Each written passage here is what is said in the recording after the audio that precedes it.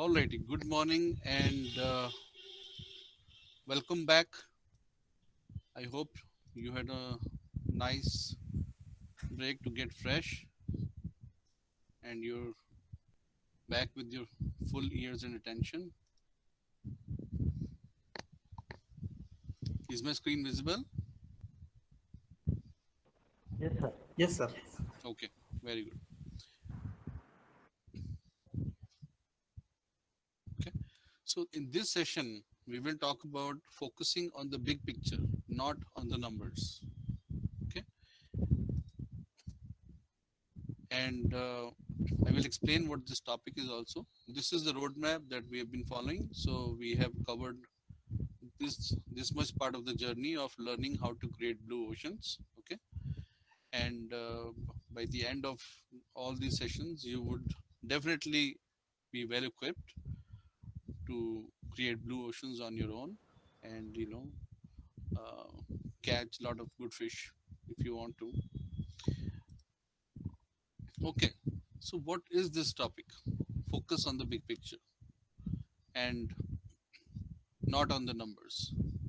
So again, I need discussion, I need your thoughts, because the more you absorb, the more you discuss, and the more you are involved in thinking, the better is it going to be your retention, right? So, what does this bring to your mind? First of all, focus on the big picture. What is big picture, by the way? Who can define what is the big picture? I have something down below in my slides, so that will come up. But what is big picture? The What is ultimate aim, sir. The ultimate aim, the purpose. okay? So That's one purpose. way of saying that is the ultimate aim. Okay, Dr. Swati says to foresee the change before it happens. Okay, Sir, yes. the reason behind the existence of the organization, like Disney, is to make world a happier place. So they don't have to say that we are only in entertainment or we are only in resorts just to make world a happier place. So bigger picture, why the organization exists. Okay, okay, very good. So, for example, a bigger purpose, as you said, is to make people happy. Okay. Anybody else would like to take a shot? So, what uh, you know when you take a shot with your camera, right? So, when is it a small picture and when is it a big picture? When is it a smaller picture? When is it a bigger picture? What does that small picture, big picture difference make? Contextual. Sir, Okay. when it is used as evidence for making some solutions for a problem, it's a big picture. Okay. So seeing a big picture is like taking a shot from your camera, right? So if you take a shot from your camera with a 1 megapixel camera, which is like very very old, which was probably one of my first cameras in the US was a 1 megapixel camera, and by today's standards, it doesn't capture enough information, right? And it would give me a very small size picture, and it would not first of all have the panorama view. It did not have the tele lens, which actually enhances the scope of the vision, right? So I got a very small picture with that camera, and I could just see some faces and all that, depending on how far or closely the shot was taken, and that was about it. So this is a small picture.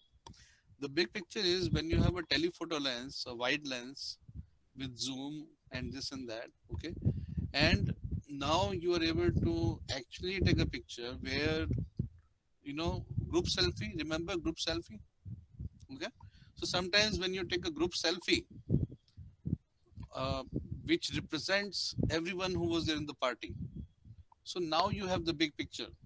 This is the big picture, that yes, now it is clear, this all these people were in the party, this person came in this costume, this person was wearing that, and so on and so forth. So that is your big picture. Okay, now this is the physical example. I just took this example because I wanted to give something to you to visualize. although there are some other things which will come up and you will see those. But to begin with, the big picture is something which gives you an encompassing view. It encompasses the entire situation. As somebody said, the cinema industry is not in the business of only providing movies or something. It also has the bigger picture to provide happiness. Okay. Now, happiness can be one goal, and can also be the ultimate uh, goal of creating that big picture. So there can be different motivations for creating a big picture, but it is all about vision first. The most critical thing is it is about vision, ability to see big first, rather than seeing the detail. The ability to first see, is everything there in this picture. First of all, uh, when a criminal does something and leaves the crime scene, uh, you know why they take pictures and how many pictures they take typically. Anyone has any idea? Like, they take hundreds and thousands of pictures, okay, of the entire crime scene. What is the reason? They want to create the big picture. Okay. So if you have ever been to the police crime center, I did some work with the Jharkhand police, and the DGP actually took me to their entire state crime center. It was a highly secured building, and with privileges and all that. But when I went there, I saw they were actually putting together. They had a huge range of cameras, and then they would put all the pictures together from those cameras, and they would be like, this car was there at 1:01 a.m. Then in this at this road on this junction, this same car appeared at 1:05 a.m. Then this car went around or something, and at this junction it showed up at 4:09 a.m. Now, where was the car between this time? You know, so then they look at other cameras and they try to find out from the number plate where that car is. So there are algorithms for picture searching, and they dig out and then they again start building the big picture. So this big picture has to be created. So I found it to be very interesting. I thought it's a very interesting example that you don't really have the big picture of the crime. You don't really have the big picture of who came there, who did what, and who went where, and when did this happen. But all you have is a number plate, which is a clue. And you have thousands of pictures streaming from IoT cameras. IoT is Internet of Things, right? So now you have traffic junctions have cameras, and they are streaming pictures when they are working, of course. And you have thousands of pictures per per hour, and sometimes you know there are like millions of pictures, and in fact billions and trillions, depending on you're looking at one junction or 10 junctions or one subdivision of the town or one town or the entire district. You can have billions, and out of those billions, it's about building that big picture based on a number plate. Where was this car at this time?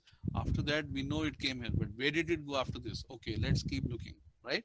So this is called creating the big picture. Now, when you have the big picture, and if you are able to tell the exact whereabouts of the car, oh, now we know this person is innocent. This person came in at the same time. It is just a coincidence. The murder happened, and this car came and was going along this side at the same time, but we have traced it. It's all fine. This is not the culprit, right?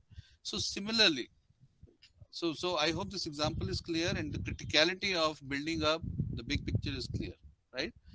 But what happens is that instead of big picture, most of the organizations, they are too lost in an ocean of detail, and this ocean of detail lies in islands, unlike the that clue that I was talking about, the number plate of the car. Okay. And therefore they are never able to build up this big picture. They are unable to see the big picture, and because of which there are problems. So that is why this is the second principle for creating blue oceans. This is very, very important. It is all about vision, have a vision, and the ability to see big first. Now, there are 4 steps of visualizing. Okay. So, this strategy has 4 steps. The first step is visual awakening. The second step is called visual exploration. The third step is called visual strategy fair. And the fourth is called visual communication. Now, one, the step number one, it starts from personal awakening, organizational personal awakening, because eventually organization is made up of people. And then the last step is also about people being able to understand, comprehend, because again, people have to make these decisions. So in this second principle, in the slides that are coming up, I will also talk about the personal aspects of being able to create a vision. So in the first step, visual awakening, the need is to compare with the business. Okay. So what comparison is to be done? It is to be done for for the strategy. What is our strategy right now? What is the other business's strategy right now? Now, why, you know, I was hoping somebody might ask me a question, and somebody might already have a question. Somebody should say, oh, this is a contradiction. You were saying just ignore competition. Didn't you say that yesterday, sir? I said that. And didn't I also say how we create boundaries? Yes. So please understand, everything has a context. So, so you have to ignore the competition, but after learning from the competition. When we ignore the competition without learning from the competition, we don't even know what the market is. We don't know what the boundaries they have set. So how are we going to cross those boundaries then? Right? So that is why first step is visual awakening. We will compare our strategy with the strategy of the competitor.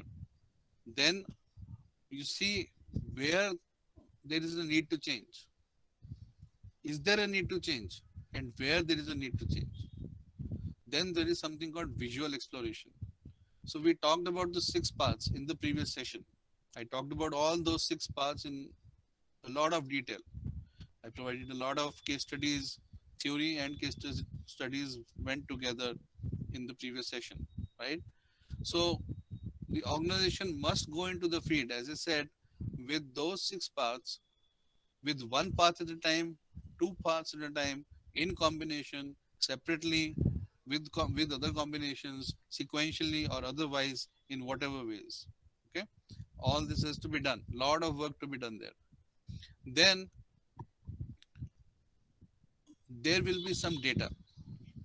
Data will emerge, and data will start telling where are some distinctive advantages of alternative products and services.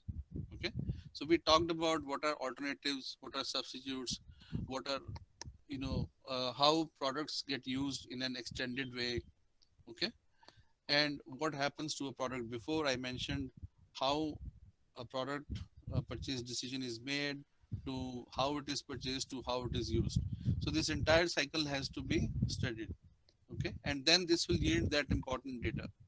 So this, all this distillation will give us the factors which should be classified into 3 things. Okay, one is what is it that forms the basis of my core product or service. Okay, that should be retained. What is it that needs to be eliminated?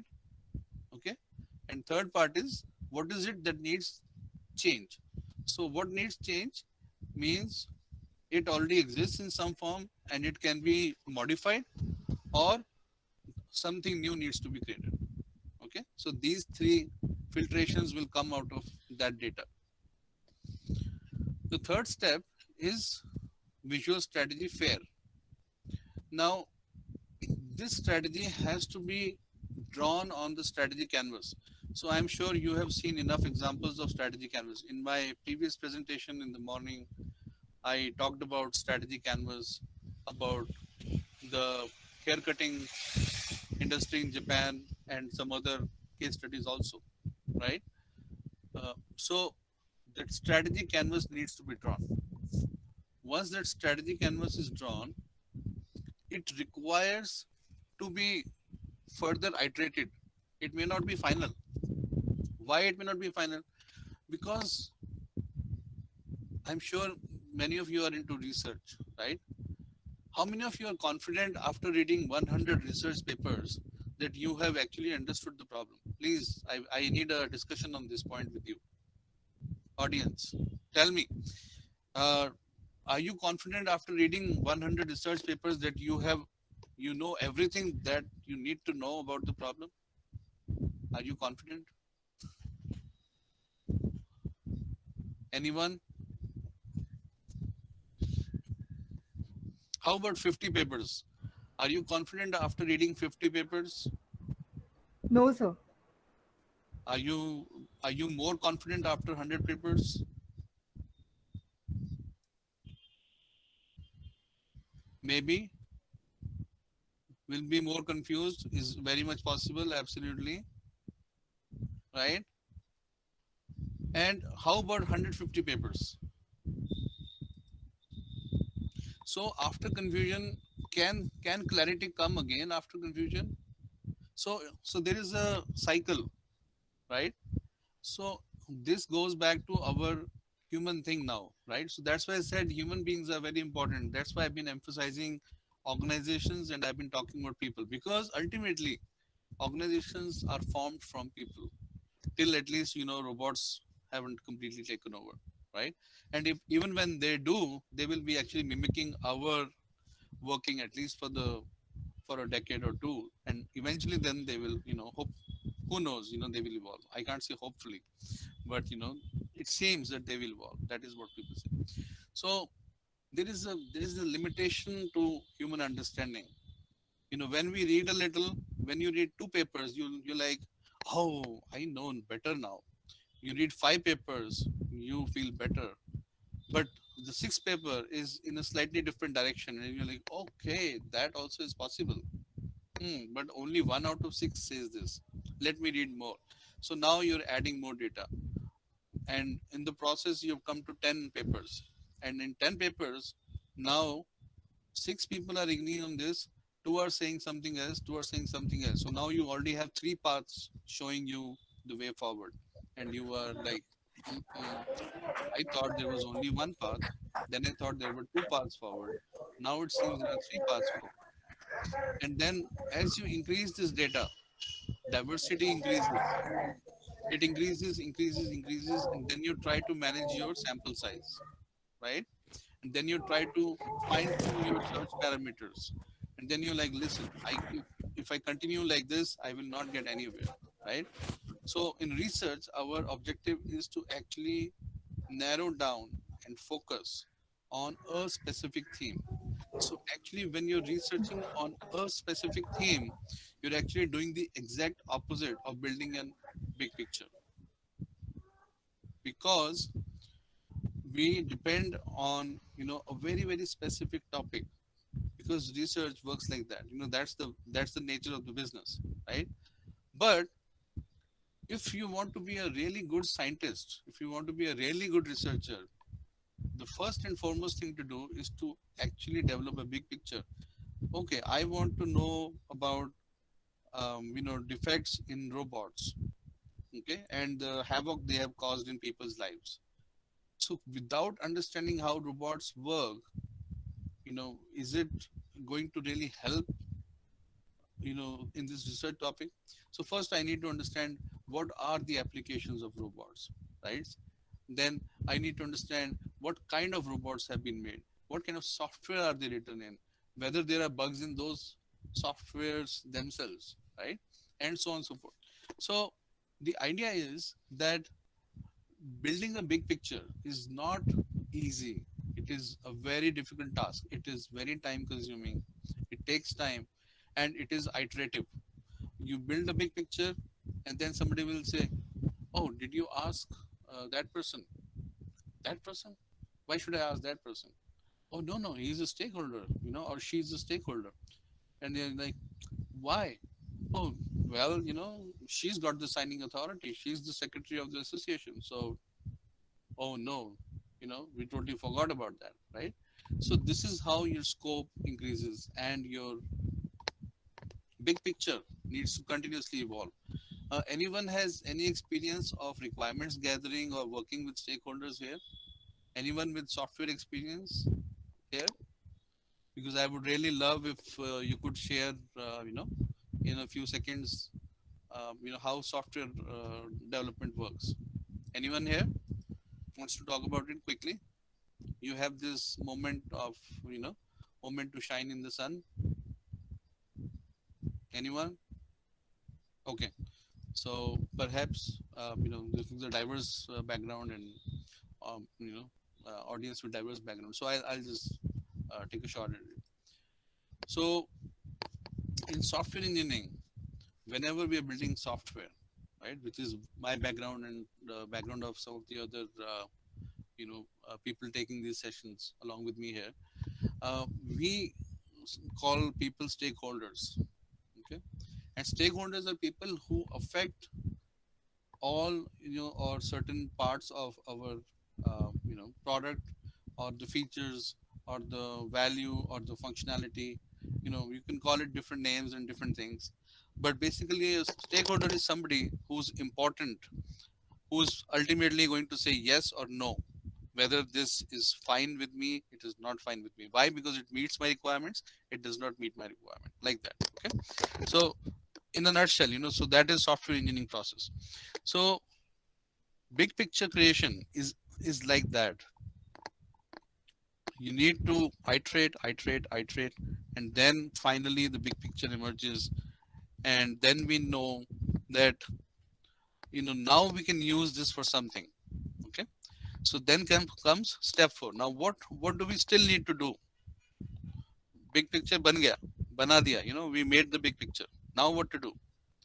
Big picture, after we have created the big picture, there is something called visual communication. Now why visual and why communication? Because I can fill up 10,000 sheets of paper, you know, or 10 pages or 2 pages, but they will not be so helpful. Okay, so visualize, create a visual form of communication which is easy to understand, because big pictures are complex. They have a lot of elements to them, and they're not easy to understand. They are not easy to remember, and it is human tendency. I mean, we are human beings, and ultimately human beings form organizations. So human failures are organization failures, right? So there are examples where product managers have said, oh, I totally forgot that, part of the big picture in designing this product. These things have happened. When you google, you will see, and perhaps, we'll talk about those later. Okay, so visualize and create visual communication so that others involved with you. See, organizations don't operate, on a one person basis, right? Yes, there are one person companies, 2%, 5% companies. We're talking about organizations, which have quite a few people, okay, where difference of opinion and dissimilarities in backgrounds is very common. So when that is common, people come with their own perceptions, and they need to have complete clarity of what are you trying to communicate through this big picture. Okay, so this is the first part of visual communication. Make it very easy for people to understand. Simplify, keep it to one page if possible. Okay, and write clearly. This is what we were so far. This is the big picture, and this is what we are thinking after we will implement, whatever new strategic initiatives we are planning. And then, from those identified gaps, work only on those that lead you to the new strategy. See, whenever there is a discussion, if I ask you what are the features which are important in a mobile phone, so what will be your answer? uh, Audience, please give me some inputs. Like, what will be your answer? If I ask you a question like this, what is your, what should be the top 5 features in your dream phone? Specification. Specification. Okay, so somebody might say aesthetics, somebody might say form factor, right? all the specifications again is a very good word, and it already encompasses quite a bit, right? So you get the idea. Every person can bring in their perception. They can use different words to even describe the same thing. Somebody said specification, I said form factor, right?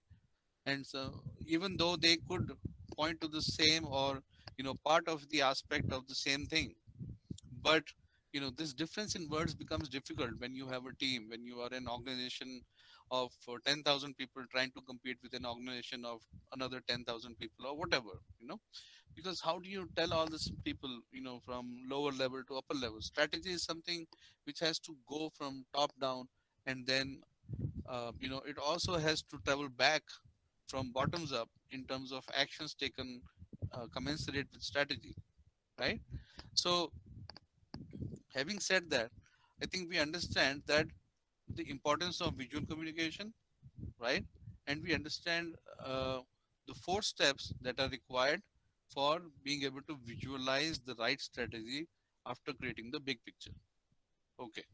Now, this is a company called European Financial Services, which is offering, foreign exchange, this, that, and so many factors. This is traditionally, somewhere around the 2000. And they were offering a range of services.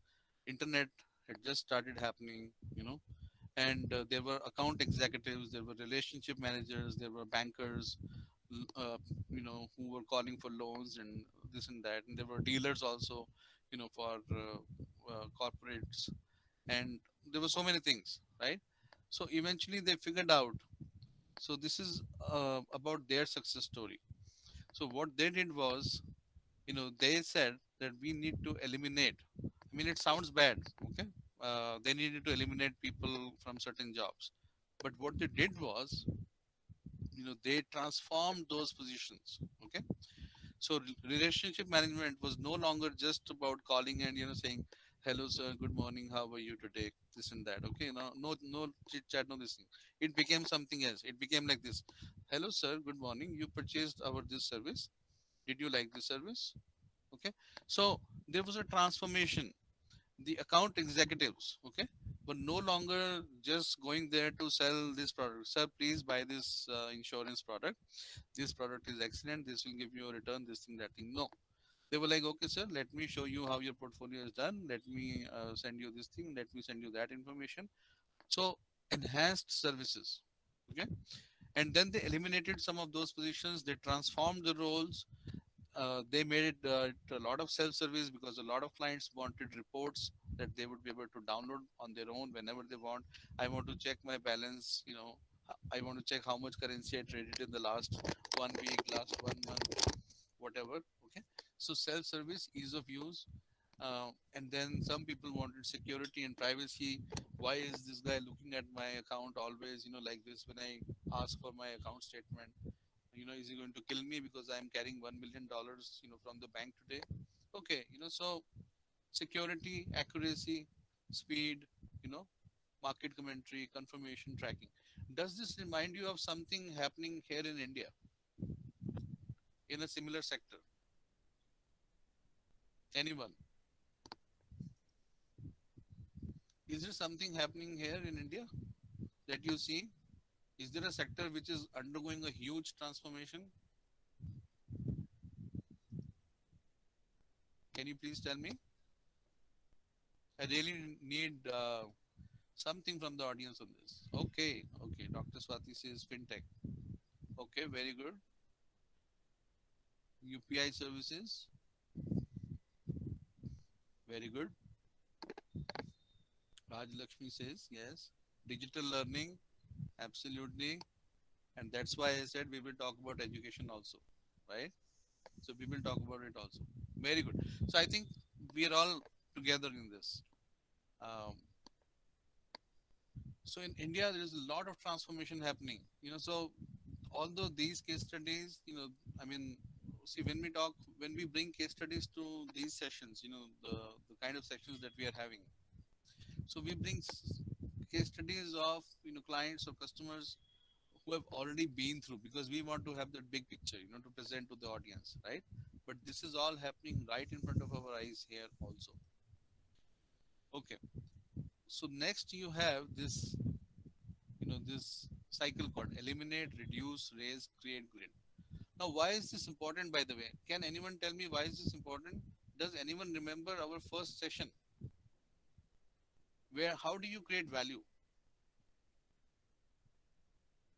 I said that in my previous talk also. So how do you create value? What is so important about value that we must create? Anyone? Okay, SWOT analysis. Okay, Shankaramurthy says, yeah, focusing on key parameter for customer. Okay, very good. Getting close, very close. Uh, it would be unfair. I mean, you are all leading in that direction, but I'm looking for that those particular keywords that we have been emphasizing. Customer base. Okay, very close. Dr. Vinapani. Yes. Uh, think about it. What is the term that we have been talking about that we need to create? Value. Yes. Creating value. What? Value dash. Remember, I had that. Those were two words: value and dash. What is that value dash? Dr. Purvi says market space. Dr. Swati, yes. Creating value. Vediswaran is Pareto principle. Definitely, we have to apply that. Value innovation. Yes. Value and satisfaction. Ranjita says yes. But value innovation is the keyword. Remember, please remember this. See, if you remember only innovation, you will go with only half of the training. If you remember only value, you will go half of the training. Okay. You must remember this keyword value innovation. And value innovation is what we are trying to do here by following this cycle: eliminate, reduce, raise, create, grid. Why? Remember those two inverted, those triangles, the one inverted and the one going towards the top, meeting in the middle. Eliminate, reduce all those unnecessary costs. Okay, eliminate, reduce. So from the top, you chop it, bring it down. Okay, by eliminating and by reducing. And from the bottom, in the bottom triangle, to go up, what do you have to do? You have to raise it, or you have to add something on top of it, which means you have to create something on it. So there are two steps to bring it down from top, which is by elimination and by reduction. There are two ways to go up, which is by raising or by adding, or which is called creating.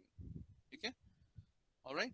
So in this, for this particular company, EFS, what they eliminated was relationship management, which was the very traditional hello, hi, good morning, and the rather casual uh, thing. And they reduced the account executives and the corporate dealers, and they raised the ease of use, the security, the accuracy, the speed, the market commentary. And they created what? They created confirmation and tracking. Okay. So yes, your order has been placed. So you get an email, you get an SMS, and then when your order is going to be delivered, you get a notification which says, again, you get a notification on phone, you get a notification by email. And when I say phone, of course, we check email also on phone. But when I say phone, I mean SMS or some other um, app-based notification. Okay, native to the mobile. Um, and you get a notification which says your packet will be delivered by so and so, by so and so, name, phone number, right, and so on and so forth. So with all this created, the two triangles ultimately met in the center, and there was eventually value innovation. Value innovation was born right there in the center. Okay, so this is how you create value innovation. Again, now, very important question. Okay, you have this nice looking cat with a nice little bell. So why did I put this here? because the ultimate question to ask is who will bell the cat? Who will bell the cat? Which means who is responsible for doing all this in an organization? So who is responsible for doing all this in an organization? It is people. So that is why now we are going to talk about people-centric actions and approaches that are required, and these are for all of us, because we've talked about organization, right? Organizations can do this, organizations can do that. Through people, they can do this. But what do people have to do within those organizations so that they can develop the ability to develop a vision, so that people within the organizations can develop the ability to develop the big picture, right? So that is now what we're going to talk about. So this recipe, okay. So I don't know how many of you have read or would have heard of Stephen Covey. Anyone has heard of Stephen Covey?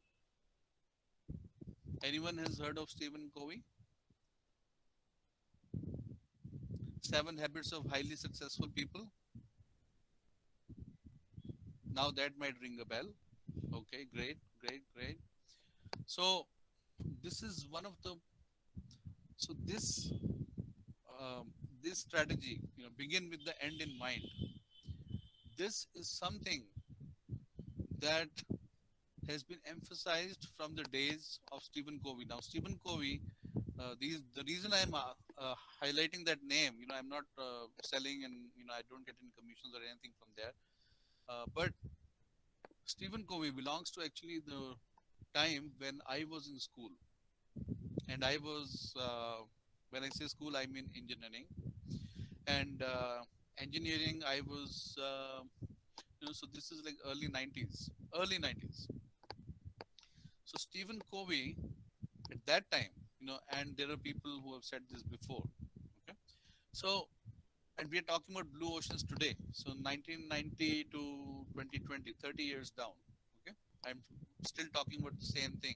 I learned this, and I forgot this, and I learned this, and I forgot this, and now I'm back onto this. 30 years up and down. So that's what human beings are.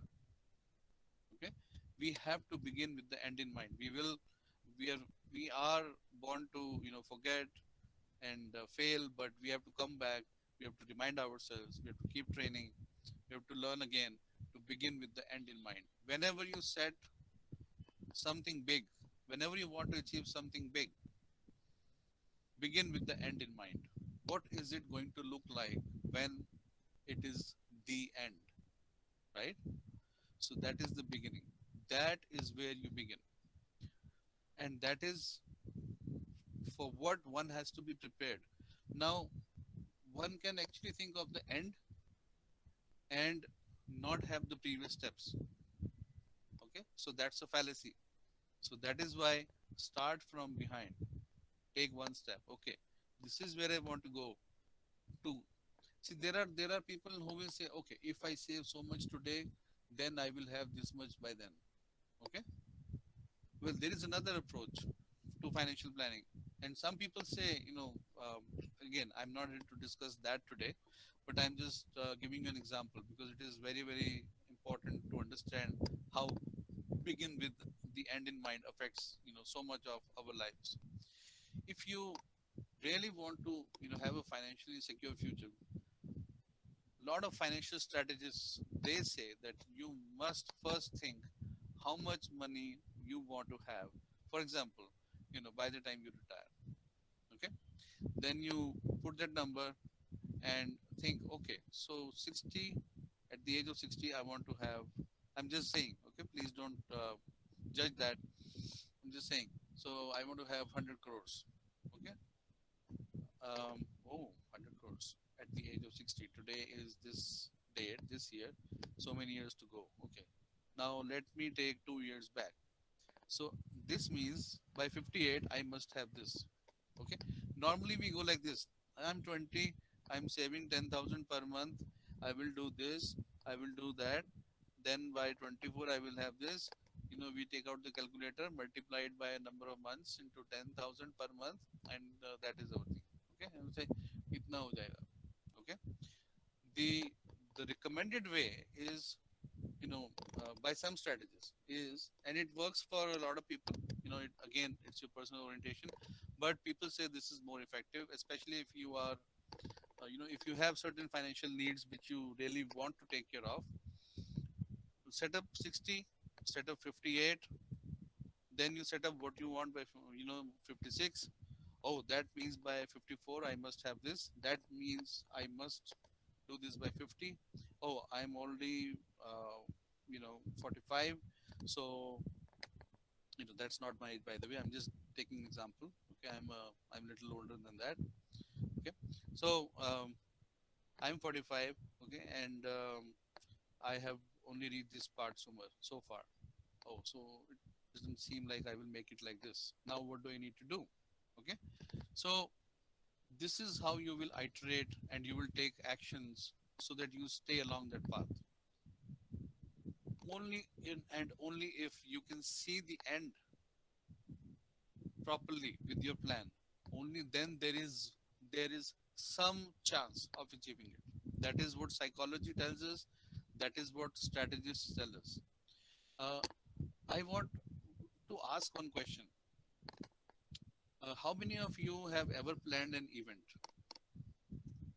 Have you planned a college event? um, Dr. Swati, sound is okay? Yes, Dr. Purvi, and okay. um, okay, sound, maybe one or two people are having some problem, but unfortunately, uh, but I think others are fine. Yeah, I am already using a head mic.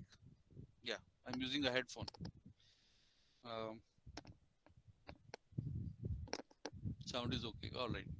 um,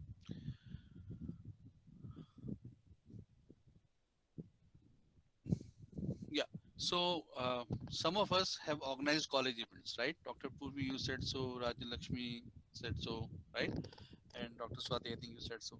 So how comfortable do you feel, when you are not so sure about something, right? You like, hey, who will go to the stage, who will give this, who will hand over these mementos, where is that person, right? Oh, we didn't plan that, right? Does it happen? No. So you have a very sound plan. You have a very sound plan, and with that sound plan only you are confident, and you are, have you ever achieved more than what you planned for an event? Hardly, right? I mean, yes, you can have a good event, but having a good event is like, okay, what we planned, we planned it very well, we got a very good response, right? But does it ever happen that you plan badly, or your planning is lacking and you have a very good event? Does that happen? Hardly ever. Okay, hardly ever. I mean, people used to be lucky when people were, the audience was ignorant, or yes, Dr. Purvi, right? No, that doesn't happen, right? So in the old days, when people didn't have expectations and they didn't know what is a concert, and what performance is, it was all okay. People said, "ठीक है, कुछ भी है चलेगा," right? But now that doesn't happen. People are very aware. Audience says, "Listen, I paid 500 for this event. I need my performance. Where is the fun in this, right?" So you always are able to get only that much, or maybe just a little more, after doing all the hard work and preparation. So that is the point I'm emphasizing. So that is why, if the end in mind that you have is not clear, or if the steps leading to that end in mind are not clear, that's a serious problem. That plan is not going to work. 99% of the times it is going to fail. Guaranteed fail. Okay. So again, there is a lot of uncertainty that you will have to deal with within the organization if you accept a role where, let's say, you are trying to create a blue ocean. Okay. um, yes, you say, okay, sir, I will take charge, and I will try to find out how to make education better. Okay, great, awesome. clap, clap, clap. And then next day, there's going to be the question, okay, what's your plan, right? So saying is easy. I will create this blue ocean. I will find something. But as you see, right, this is full of uncertainty. It's going to be challenging. The reason, as I said, I'm talking about all these things now is because organizations are made up of people. And when you accept a responsibility, remember the first thing we talked about, uh, that I talked about in my presentation yesterday was responsibility. Responsibility, ability to provide a response. And through that response, create a blue ocean, right? So, what is your first step going to be? What direction are you going to take? How do you know what is the left side of the picture? What is the right side of the picture? When there are so many parts of the picture, where are you going to start? So, all this is going to cause some emotional distress and things on you, which you will not be able to talk about because you have told people, that yes, I am going to create this blue ocean, and they'll be like, give me my blue ocean. I don't want to hear about all that. You said you will give us our blue ocean. Excuse me.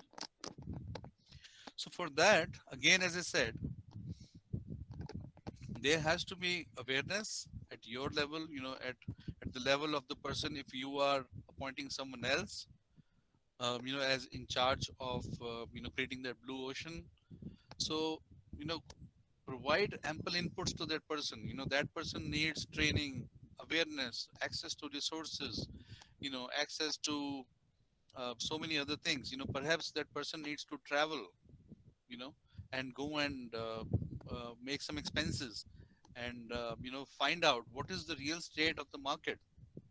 Okay. Or go and meet, dealers or, other university people outside, maybe within India, maybe outside India.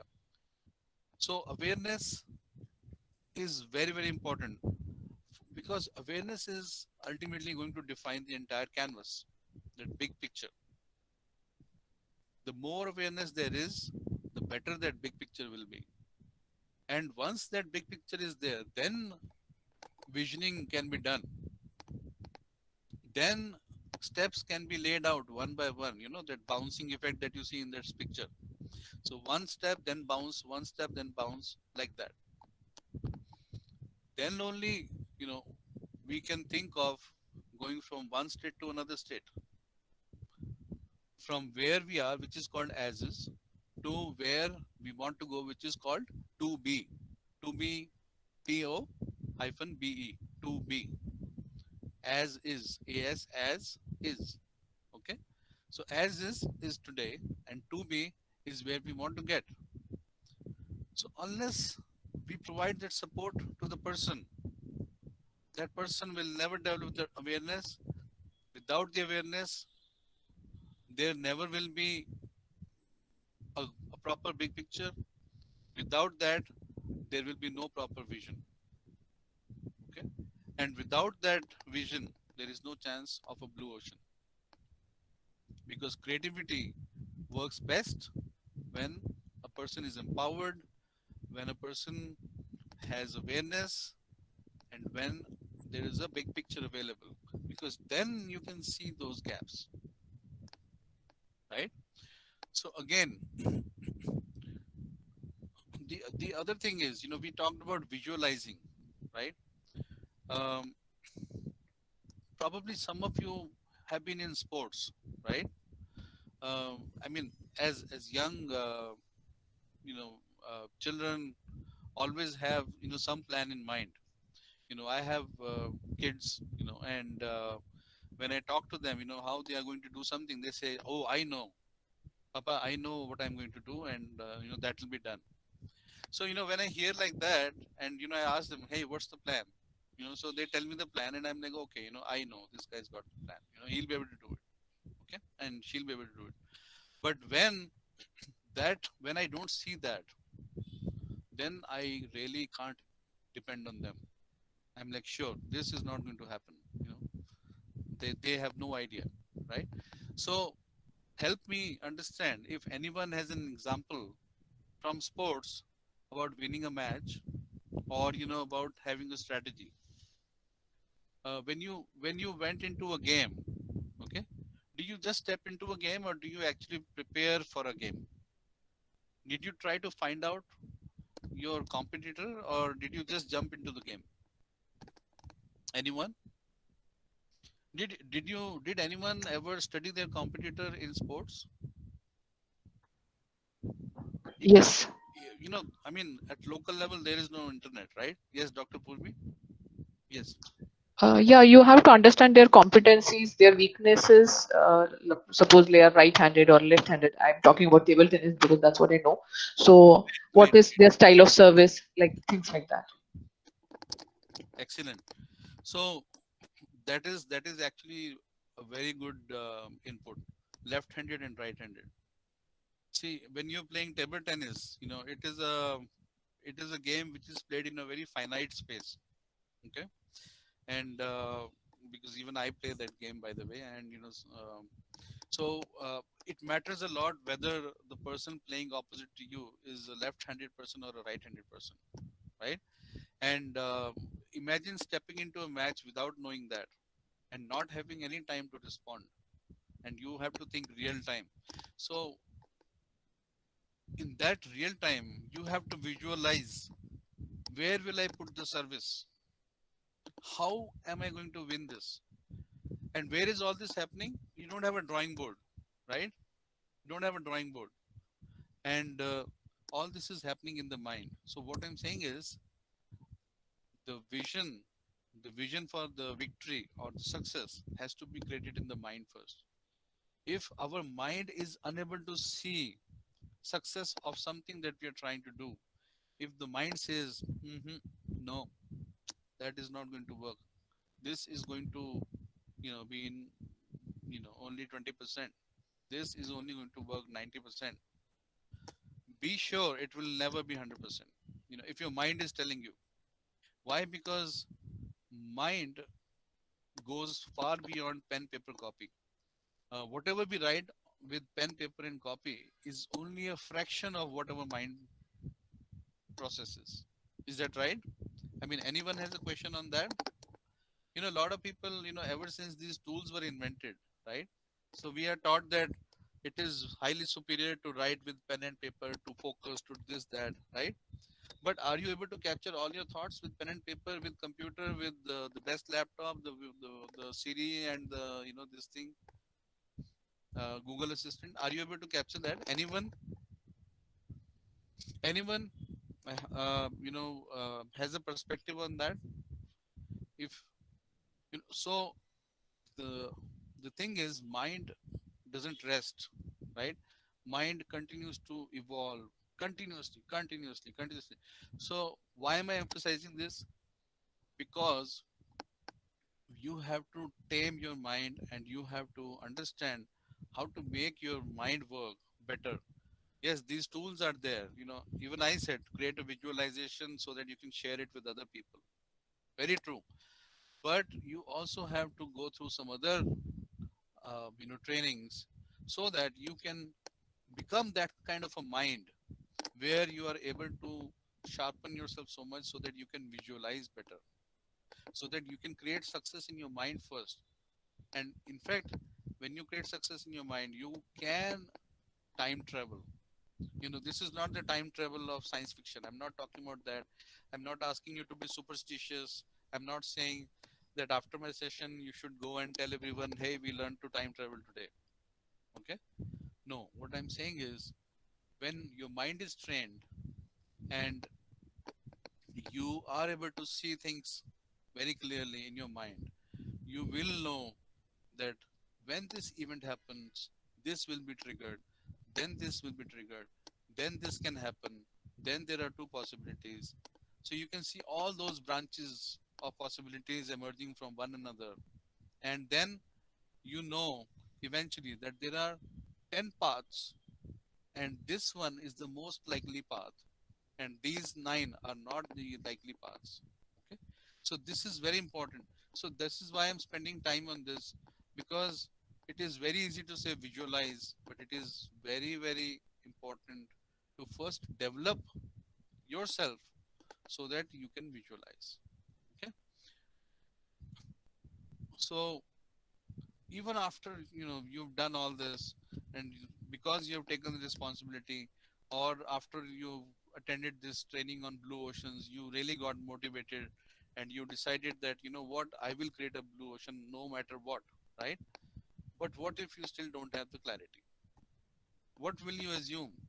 Where will you begin, right? So the answer is, go back to the gap analysis,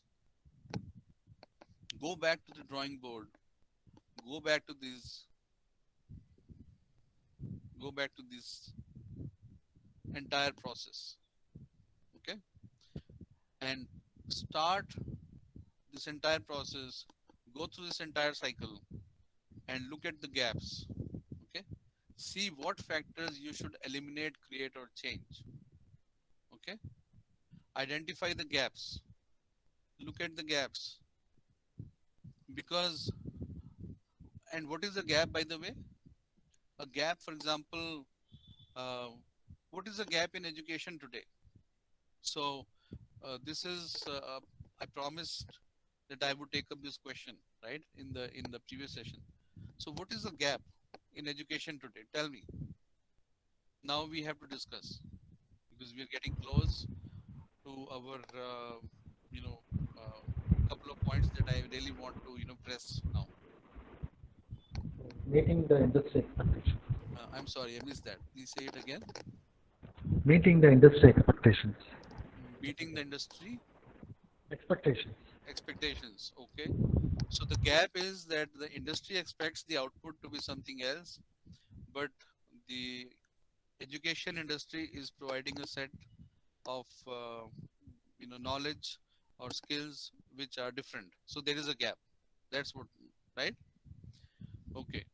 Market Yes. expectations and skills developed. Okay. So Dr. Swati says um, lack of employability. Dr. Purvi says, so lack of employability is a gap which is a symptom of the disease, right? The disease is as the gap, and this is a manifestation of the gap, that there is lack of employability, that people are unable to even start up after doing 4 years of engineering. They, in fact, a lot of students don't even know how to operate, you know, let's say a Linux machine, right? Mismatch between output and what is needed. Dr. Vinapani and Dr. Swati says, still learning from past and other country practices. Um, would you like to explain? I think in this part, if you can explain, that would be better. Each one person. So starting with Dr. Swati, market expectations and skills developed. If I have explained that, it's fine. Lack of employability, I think, okay. Dr. Purvi, if you want to say something else. Mismatch between output and what is needed, okay. Dr. Veerapani, we probably have talked about that. Dr. Swati, still learning from past and other country practices. Can you please elaborate a bit on this? Your expectation of, you know, the gap, what you mean by this?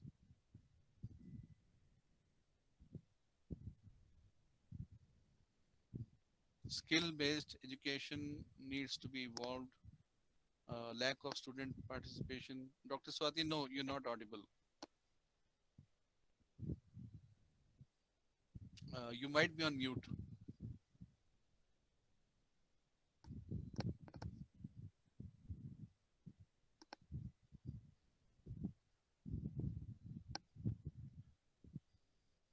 Yes, yes, please write. Please write.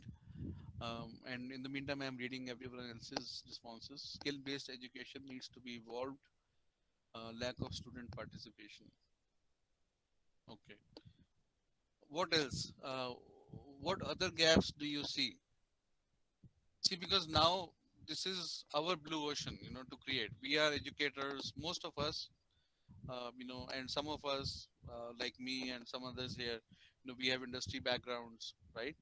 Um, and some might be, having business background in this audience, which is fine. So but we're talking about education. So how do you create a new blue ocean for education? Okay. So now I think that point is clear now, Dr. Swati. Our education is from other continents, theories and practices. So the Indian perspective is missing. Excellent. Excellent. More industry academy interface. Rajan Lakshmi says vernacular is important. That English is reason we have vernacular option. Lack of gap between creativity and its application very important. Yes, Krishnamurthy says. Dr. Swati, I want to take your point there. Um, you know, remember I was in my previous session I talked about English and how it is very easy in many other countries you're just born in your language you know and that's your business language, whether it is German or Japanese or whatever. Now, what is the big transformation that we can do with language here in India? What do you think? What do you think, Dr. Swati? uh, Unfortunately, your audio is missing, but I think it is good that you're pitching in with your chats. More live projects, that is again very important. Yes. um, so I think we have identified a few points. Let's talk about these points. Very valid points. You know Employability, which is because of lack of skills, and mismatch between output and what is needed, and lack of projects, right? And industry academy interface and vernacular. Okay, so now we have identified these points. So now let's talk about these points one by one. I'll write 3 points here, 1, 2, 3, because all of these have a lot behind them. Okay, and we can have a quick discussion. Like we'll spend 2, 3 minutes on this, and then we'll actually go back to our slides. We have a couple of things to do there. Teacher training, excellent point. Excellent point. Okay,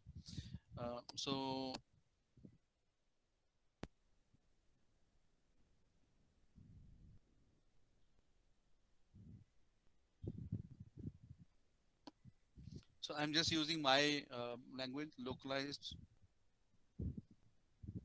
I'll write it again. Okay, I'll write it in one comment. Localized to yes, yes, and I'll say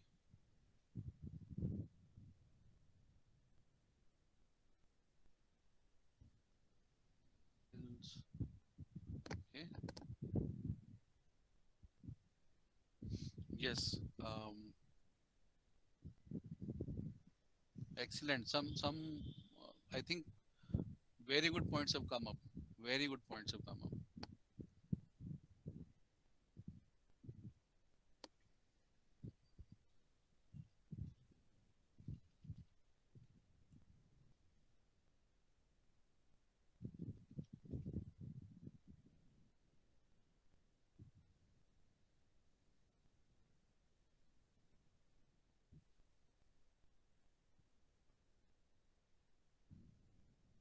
Excellent. Okay. So what I've done is I've taken your all inputs and I have put those in my words. I just wanted to keep them short. And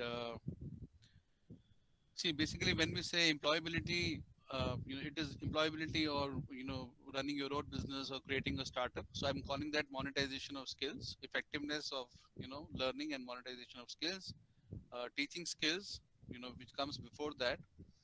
They need to be significantly enhanced, right? Projects and industry interface so that applied knowledge can be offered and localized. Okay, so um, now I'm going to ask a question. Okay, see, we are all learning English today. Um, Even I mean, we have learned. Let's see, we have learned some English, and we are continuing to learn. And English has become the language for our business. Now imagine that tomorrow India and France, because we have purchased Raphael from them, and France says, listen, guys, you know what? Why don't you just, we hate the British, and the UK is breaking away from Brexit, right? And in other parts of the world also, people have started, abandoning English. In Africa and other parts, people are already learning French. So, India, why don't you jump to French, right? So, what do you think will happen? Will we all remain literate, or will we become illiterate? So just imagine for the next 10 seconds that we are living in a country where, something has taken away, our previous language, right? And now we are all being asked to communicate in French. And by the way, we are still the same people. You are a doctorate. Dr. Vinapani, you're a doctorate. Dr. Swati, you are a doctorate. I am a doctorate. And Dr. Purvi, you are a doctorate. And everyone is as educated and literate. And we are good at, some of us are excellent in teaching. Some of us are good at teaching. Some of us are good at projects and like that, right? But now, we have a strategic tie-up, and, because of that, we must use only this language, right? So now what happens? Are we literate or illiterate? So I hope you're getting my point. See, even we can be rendered illiterate if we are asked to communicate in a different language than what we are comfortable in. And this is what we have done to our country, to our own poor people who actually deserve our sympathy and our, help. I mean, what if somebody was born Tamil? What is the problem if they speak Tamil? What? What is the problem? What if somebody speaks Punjabi? What is the problem? Don't they go and do their business? Are they not making money? Are they not people who are selling vegetables? And don't they know how to cash, how to take the change? Don't they give you courtesy? Anna, Appa, Amma, don't they say all those things? Chacha, in Hindi, you know. So, what is the problem? The problem is we, as somebody said, right? And I've been emphasizing. I brought up this point in the morning session also. You know, and somebody threw up this question, and I saw this question had been lingering since yesterday.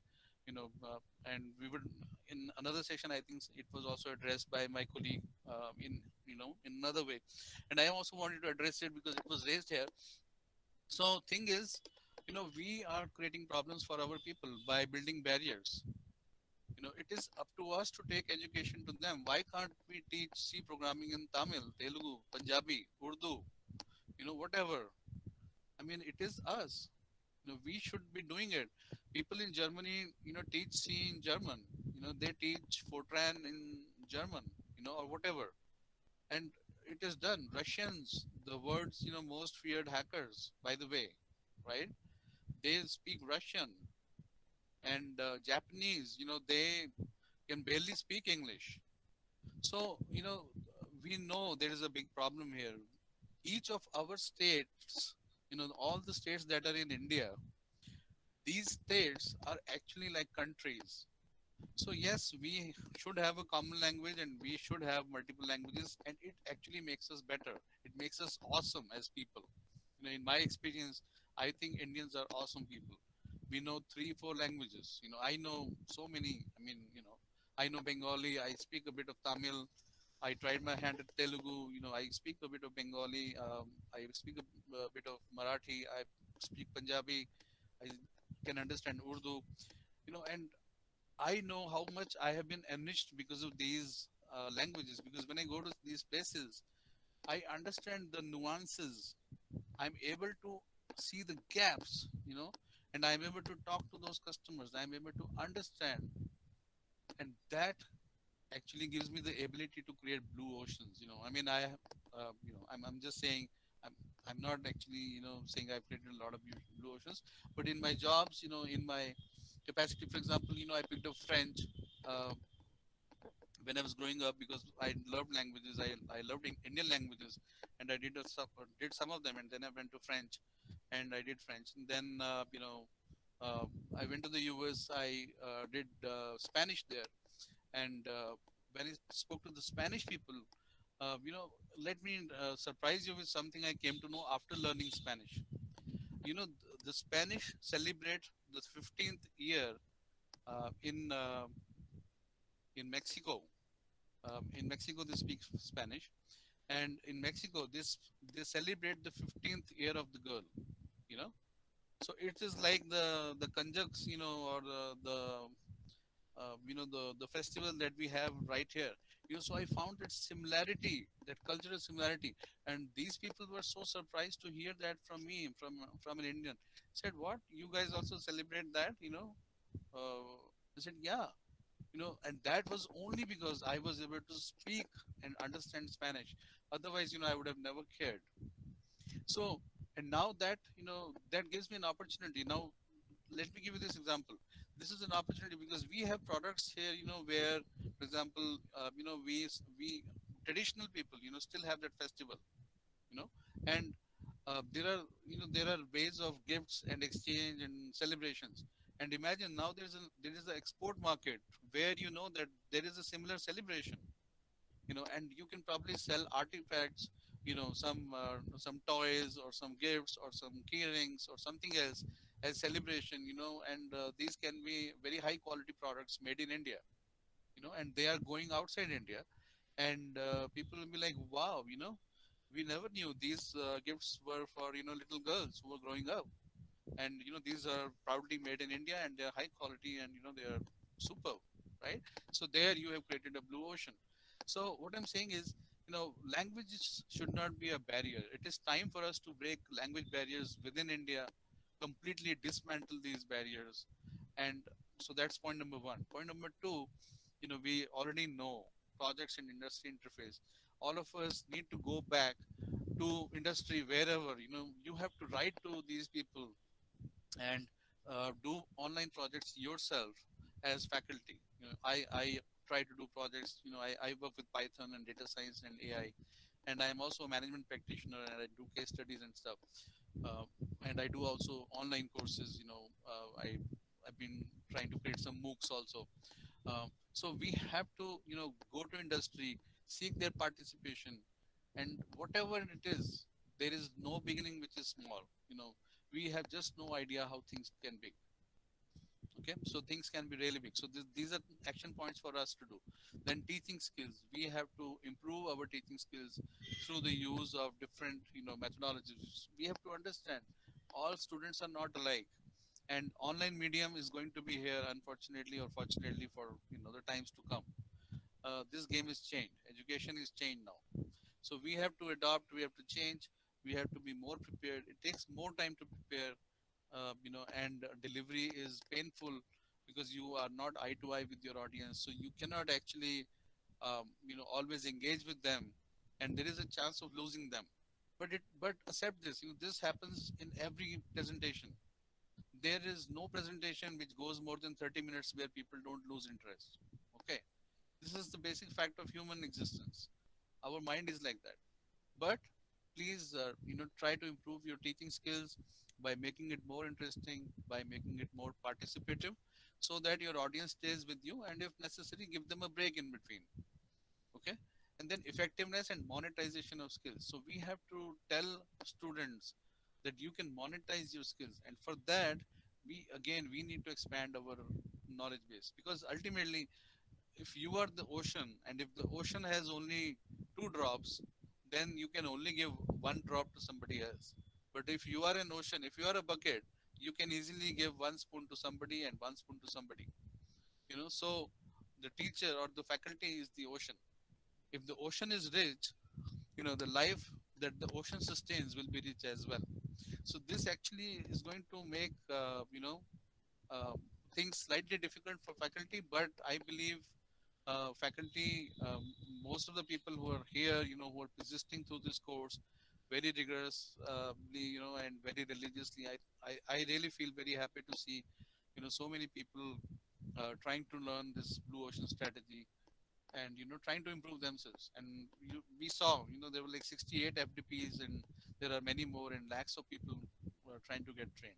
And not all because it is mandatory and there's an exam, but also because people are genuinely realizing that they need to upscale themselves. So which is very good. Okay, so I think we have hopefully discussed that question as well as I promised. Dr. Swati, I believe it was your question, and I hope we have done justice to that.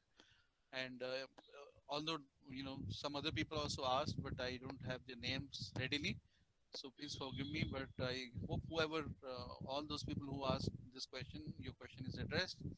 And now going back to our presentation. Uh, yeah, so we know where to go back, and the entire thing is about self navigation. So yes, sometimes we hear very strong opinions about some things, and we feel motivated, and then we when it comes to doing it, we feel that there is no one to help you, right? So yes, now that we all know each other, obviously we will be there to help you in case people need help or something. But for the most part, what is important is self navigation, which means as many of you were responding to my questions by going to Google, and as I said, yes, please go to Google and find out. So even if nobody says you went to Google, you were finding out. So that is the way forward. Today there is a entire sea of knowledge in front of us.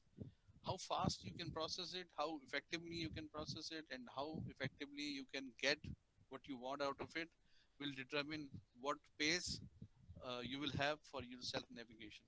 And that is the only way forward, because once you accept this responsibility for your organization, that give me a team, I will I'm the in charge now. In the next 1 year I will transform my organization by creating a blue ocean or whatever, in the next 5 years, in the next 3 years, whatever is your promise and the commitment between you and your organization. You will have to self navigate, you will have to find your own path. Remember, building the big picture, traveling across time, taking all those 6 paths that I mentioned before in my earlier presentation. It is not going to be easy, but it is not difficult also. The best thing is, now there are possibilities. You are not bound by orthodox views and by people who don't want things to happen. Yes, they may not understand how things are to be done. For that reason, always go back to visualizing. Remember, whenever you're stuck up and when you're trying to sell your plan, this is the way we will go, and you are stuck up, and somebody says, no, listen, this is not done. I don't accept this. Please understand, the problem is somewhere here. Visual communication and visual fair and exploration. Well, exploration you would have done, but visual strategy, fair, and communication. Where you have drawn your canvas, probably the strategy canvas is not that clearly drawn, so it is not communicating what it is supposed to communicate. Or if it was drawn and then it was simplified for digestion, ease of digestion, perhaps it is still not that easy to digest. Okay, so if that is the case, then these are problems that can be taken care of. So there is no need to be disheartened that somebody is not accepting your suggestions or ideas or strategic plan or vision. Yes, I mean, sometimes you may have to take a call whether uh, the organization is keen to move forward or not. So that will be where that is the end point. But before that, there are 10,000 things you can try to self navigate and keep yourself motivated, so that you are able to create the big picture, find the gaps, and communicate them visually very well to the audience, which is the key stakeholders who are going to take the decision along with you, to empower you with the funding, with the team, with the travel, with the expenses, with the mandate, with the confidence, with everything. So this is what needs to be done. Okay. So seeing the big picture means seeing the whole, the ability to comprehend the context of the matter, the system that is at work. Okay. So the context is the very, very human part, which fortunately computers are still poor at working. I specialize in context aware systems. That is what my doctoral thesis was in AI. And so we came to this understanding that computers just don't understand the context, still not yet. Okay, although they are getting better. But the good news is we have humans will always be better at context. always, because the amount of computing it takes, it still is too complex. Okay. Yes, they are getting better, and perhaps 15, 20 years, there'll be some competition, but we will be better because we are humans. We know, we can communicate without even, saying anything. And computers look for signal. Remember, computer needs an input. So if there is no input, computer has no output, right? So that's where we can beat them. So seeing the big picture means seeing the whole, ability to comprehend the context of the matter, system that is at work, the entire system. So to develop the vision, these are last few steps. Very quickly, I want to talk about these.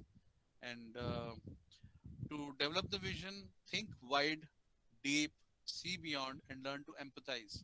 When we see somebody in a situation, we must empathize. When you empathize, you're actually beginning to understand. You've not understood, you're beginning to understand. And as you empathize more, you understand more.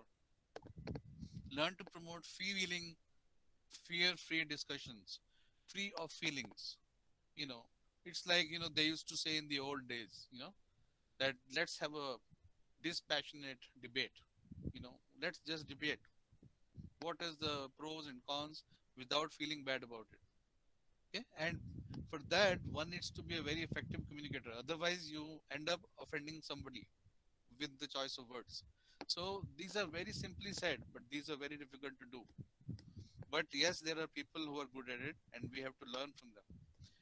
7 W's: who, when, where, why, what, how often. Okay. So these are key questioning techniques that we have to keep bringing and ask questions. The habit of researching and self-verifying is very important from primary data. You know, uh, Part of the problem in our country is because those who formulate policies never come out of their AC offices. Okay, you know what I'm saying. Okay, but this is not a political discussion. But this is the reality.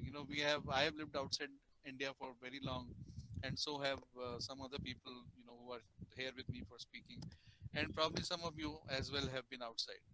The difference is, when I was living in the US, I knew exactly who the sheriff was for my county, and I used to get a letter from the police department, saying, "Hey, guy, listen, we have increased patrolling and we have done this, and your neighborhood is now safe. And this point has been done this, and that has been done this, and this traffic will now be one way. This traffic will now be two way." I used to get notifications, letters, and all that information from various departments, right? Why? Because these were people moving outside, looking at things, rectifying, taking actions. So get into that habit. We have to all get into that habit of being out there in the field, leaving the comfort, and you know, actually being part of the action, the live action. Then only you will see the gaps. Okay. Secondary data is anyone's guess. I mean, you are lucky if secondary data ever yields you something world class. It may give you something, but world class depends on a couple of other things. Okay, being an open and active listener, uh, instead of just being a listener, is very important. I believe everyone knows what is an active listener. And encouraging inclusivity, which means diversity of opinions is to be sought. Traditionally, our people were very, very inclusive once upon a time. Then came another age and people were less inclusive. And then came another age and people probably became less inclusive. And now is coming another age when people are becoming more inclusive. So these are cycles of humanity. There is nothing bad to feel about, that somebody, or, what you read about something in the civilization or Indian history. There's nothing bad to feel about it. People are the same everywhere. Uh, you know, I mean, we all know the Greeks killed, Copernicus. The Greeks killed the guy who said the Earth goes around the Earth goes around the sun, you know, um, and so on and so forth. So there have been cultures in the world, which have been not inclusive, which have been repressive, and so on. Um, India is no different. It is just a matter of phase difference. People are like, I have worked with Japanese, Germans, Russians, Koreans, Taiwanese, Thai people. I mean, a lot of nationalities. Um, Germans, I already said, British, French, of course, Spanish. They have, everybody has their own set of superstitions, myths, and ways to, filter out information that they don't like to hear and be in the comfort zone. So let's not, feel that we are Indians and, we are like this or that. No, please don't label yourself like this. Just trust me. If you want to ever question that, give me a call. I'll provide you some information, some more information on that, and you'll be like, okay, we are totally normal. We are ready for the world. There's nothing, like that. Okay. Be tolerant of difference of opinions and ignore. This is very important. Learn to ignore what must be ignored as petty. Okay. Uh, because there is, when you're developing the big picture, you will see a lot of detail. I mean, yes, there was one car with that number plate, but there was this other car also. There was this little boy also. There was this guy on the bike also. Yes, those are important when you're solving a crime, when there's a purpose. But when you're building a picture around a number plate, that is more important. That focus is more important, right? Um, and big data is here to help. So take use of technology. I mean, data. There's a data deluge, which means there's a flood of data right now. So make use of technology, because technology is very important to finding out different parts of the big picture. Think high level items first, and then when we are building plans, we should thrash out. So I try to do this myself. Always first lay out the high level items and first have the complete vision, end to end with high level items. Then I flesh out the details, because otherwise I create the first part, I flesh it out, then I'm like, oh, itna time, I wasted on this. I don't actually need this. My vision is something else. So you will save a lot of time if you adopt this practice. Don't select the first solution that comes to your mind, neither the second one. Okay. So the first solution is the way we are programmed is we always look for the easy path. Many of us, including me, again, that is human. Okay. So try and reject the first solution that comes to your mind, even the second one, and think about the stakeholders. As I introduced the term earlier, when we were talking about software development, and that helps a lot in finding out the real possible solution.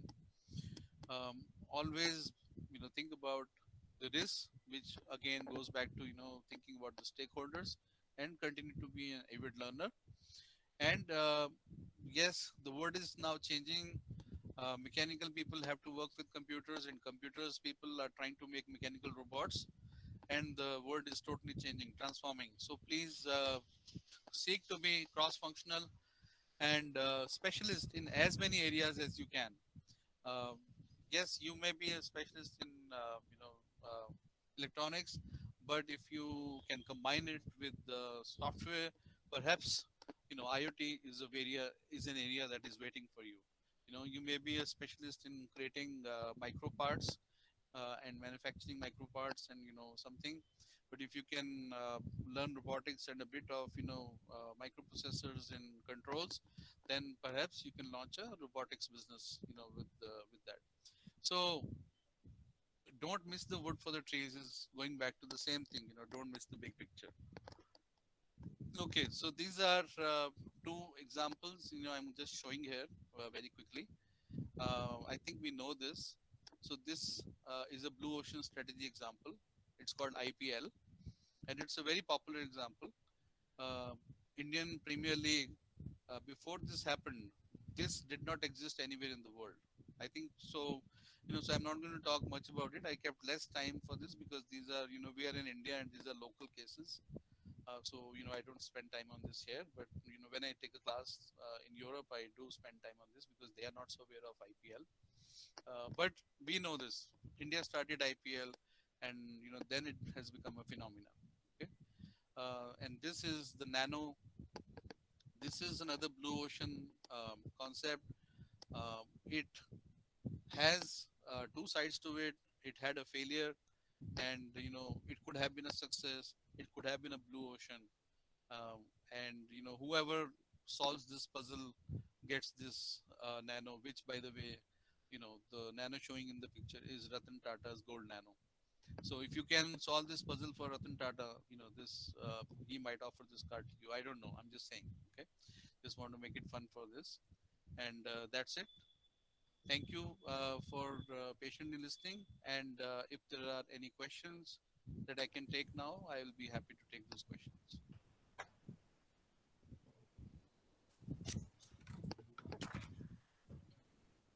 Yes. Any more questions? Any more thoughts?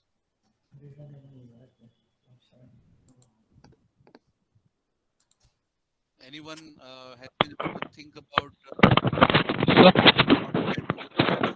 Because we are Indians and we love gold, right? So, Yes, Srinivas. shall I go for it? Amit, yes, please. Yes, yes. Sir, it's regarding Tata Nano product. Mhm. No doubt, Tata's just concentrated to provide better hospitality or better transportation services to people of India. But we all know, unfortunately, we failed to receive that product. Uh, Mm. into which bracket we can put this strategy, sir? See, I have written a lot about this on LinkedIn also, and in fact, I was Sir, approached by their strategic advisor for this. Okay, so I have done a thesis on this, wonderful, sir. and I can spend a lot of time. But to keep it short here, okay, Sir, see, they have started it as an electric car, and they did consider this suggestion sir, before they were out of stock. sir, They had already taken a bold enough decision to discontinue Nano, uh, unfortunately, sir, before this idea reached them. And but it could have been a success. See, the problem was with positioning, if you ask me.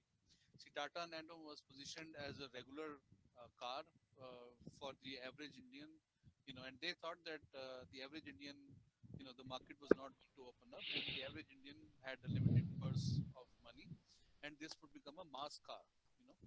But it was never positioned that way. sir. Uh, Avinash, is it better now? Should I take it whenever I get any question? I just try to shift it a bit in case it can be of any help. Uh, Surely, sir. Thank you very much. yeah, yeah. So the idea is that it was not positioned very well, and they were. Even I was, I have been actually studying Nano since they announced the project.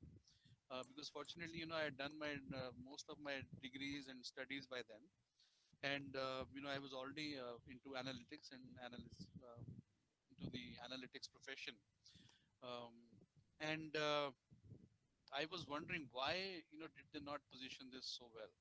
And by the way, Maheshari is going to take this up. I think he has an elaborate case study. Okay? In fact, it was his idea, and I didn't know he was going to take this up. um, we were talking about it yesterday only, and I said, okay, why not throw it as a question while we look for the case study. But I'm glad he's going to take it up, so you will get more details tomorrow. Okay, Amit. uh, yes, yes, yes. Our contact details are there. I'll just write it here. um, I will what I'll do is I'll put them on my slide tomorrow. I thought I did, but um, this is my number and this is my email ID. And really, I somehow, sometimes we just don't put these things on slides because it's like, you're telling everyone, whatever, right? So I thought, Sure. whoever he will share. No But problem, sir. I'll I'll write put, to you, sir. No problem. I'll request through mail, sir. No problem. sure. And you'll have a discussion tomorrow. There's a case study coming up tomorrow. Mahisha ji is going to take it up. Definitely, sir. Thank you. Yeah, yeah. Any other question?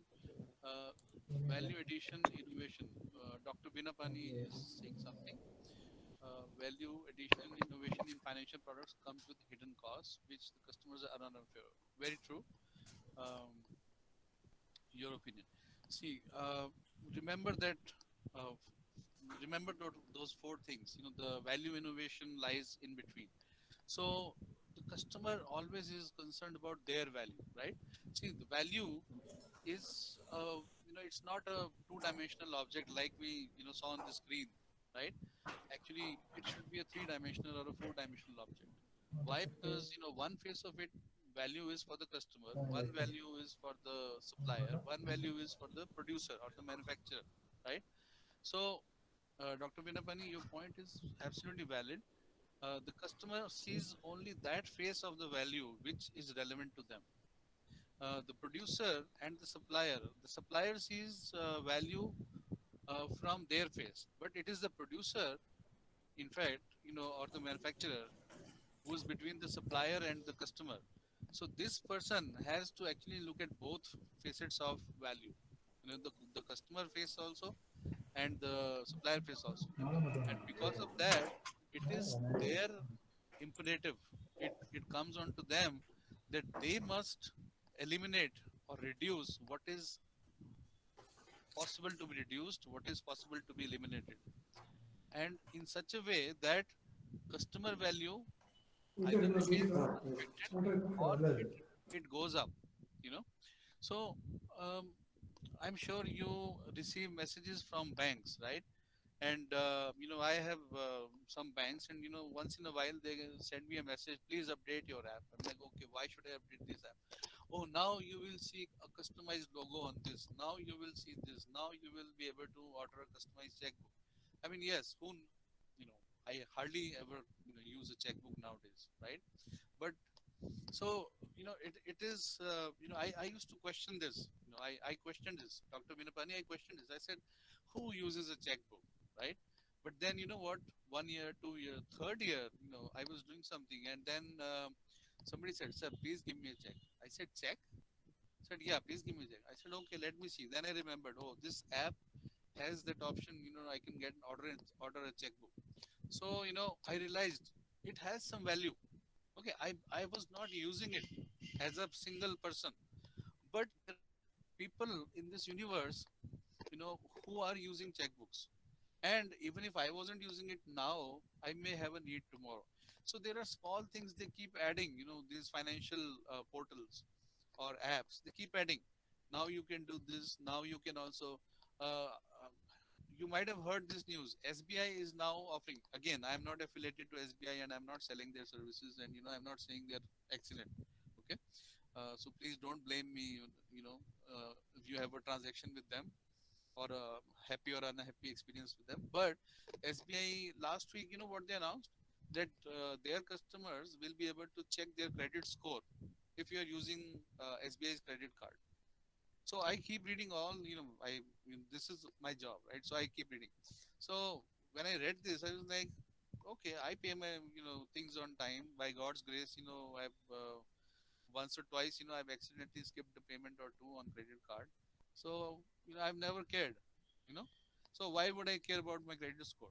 But then credit score is important for some people, because they haven't exactly learned how to operate a credit card. So it tells them, hey, listen, this event has impacted your credit score. But if you do this for the next few months, you will come back.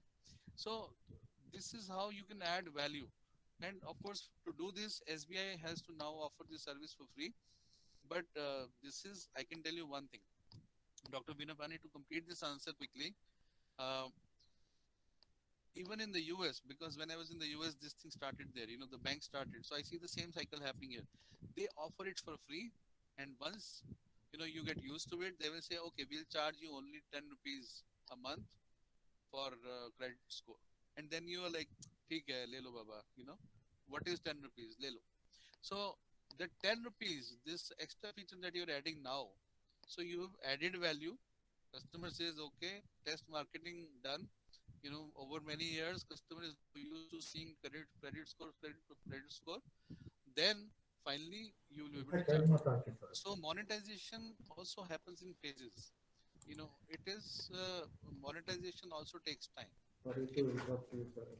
So I hope I have adequately answered your question from different perspectives.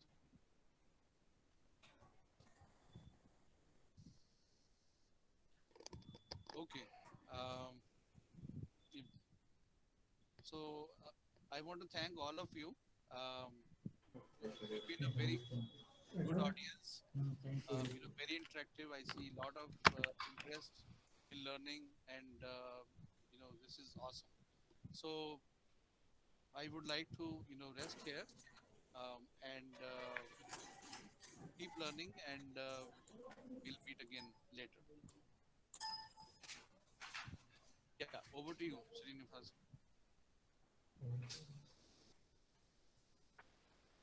Yeah, thank you, Nitin Verma sir. So I must thank you for having with us, for giving such a wonderful knowledge about the blue ocean strategy.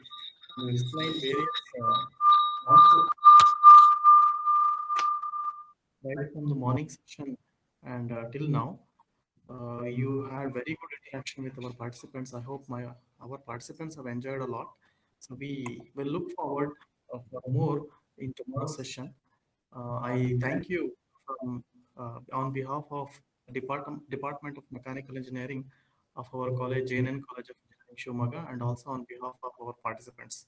I thank you very much, sir. Okay, thank you, sir. Thank you.